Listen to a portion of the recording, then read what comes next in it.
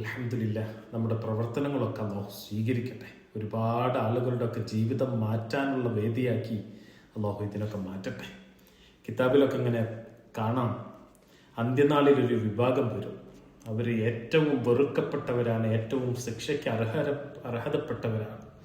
ആരാണ് അവരെന്നിങ്ങനെ പറയുകയാണ്. അല്ലാഹുവിൻ്റെ ഹബീബ് പഠിപ്പിക്കുകയാണ്, ഇന്ന മിൻ അശ്റരി നാസി ഇൻദല്ലാഹി മൻസിലതൻ യൗമിൽ ഖിയാമത്തി റജുലുൻ യഫ്ളി ഇലാ ഇംറഅതിഹി വതഫ്ളി ഇലൈഹി സുമ്മ യുൻശിറു സിർറഹാ. ഭാര്യ ഭർത്താക്കന്മാരുടെ ഇടയിൽ പല രഹസ്യങ്ങളുണ്ടാകും. ഭർത്താവ് ഭാര്യയോട് പറഞ്ഞതും ഭാര്യ ഭർത്താവിനോടൊക്കെ പറഞ്ഞ പല രഹസ്യങ്ങളുണ്ടാകും.